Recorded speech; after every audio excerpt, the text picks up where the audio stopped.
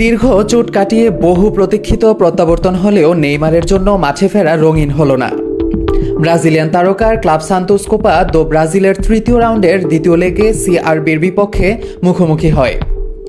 প্রথম লেগে 1-1 গোলে ড্র হওয়ায় এই ম্যাচটি ছিল অত্যন্ত গুরুত্বপূর্ণ। তবে সান্তোসের প্রত্যাশিত জয়ের গল্প লিখতে পারলেন না নেইমার।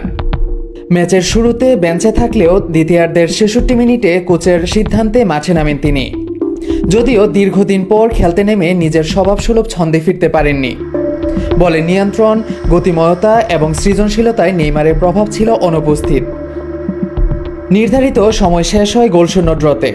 খেলা গড়ায় টাইব্রেকারে। সেখানে প্রথম শটেই গোল করেন নেইমার, কিন্তু তার সেই প্রচেষ্টা যথেষ্ট ছিল না দলকে জেতানোর জন্য। শেষ পর্যন্ত সান্তোস টাইব্রেকে 5-4 গোলে হেরে যায় এবং টুর্নামেন্ট থেকে বিদায় নেয়। ম্যাচ শেষে হতাশ নেইমার সংবাদ মাধ্যমের সামনে বলেন, আমি জানি আমি মাঠে নামলে আমার খেলার গতি পাল্টাতে পারে, তবে সবকিছু শুধু আমার উপর নির্ভর করবে না। আমাদের সবাইকে মিলে চেষ্টা করতে হবে, কারণ পরিস্থিতি আমাদের সবারই জানা।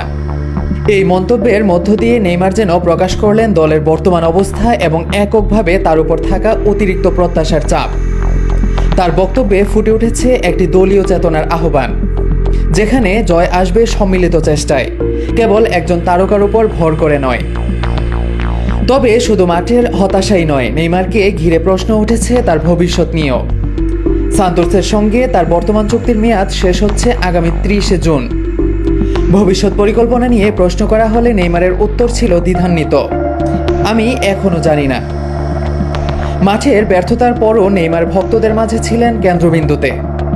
হোটেল ছাড়ার সময় তার আগমনে সৃষ্টি হয় ব্যাপক উচ্ছ্বাস। নিরাপত্তা বেষ্টনী পর্যন্ত ভেঙে যায় ভক্তদের ভিড়ে। ভিডিওতে দেখা যায় তিনি হাত নাড়িয়ে ভক্তদের শুভেচ্ছা জানাচ্ছেন এবং কারো কারো সঙ্গে করমর্দন করছেন। সব মিলিয়ে এই ম্যাচটি নেইমারের জন্য হয়ে উঠেছে এক নাটকীয় সন্ধিক্ষণ, যেখানে রয়েছে মাঠের হতাশা, ভবিষ্যতের অনিশ্চয়তা আর ভক্তদের ভালোবাসায় ভেজা আবেগঘন মুহূর্ত। ফেরার ম্যাচটি তাই নতুন শুরুর বদলে এনে দিল আরও কিছু জটিল প্রশ্নের ইঙ্গিত।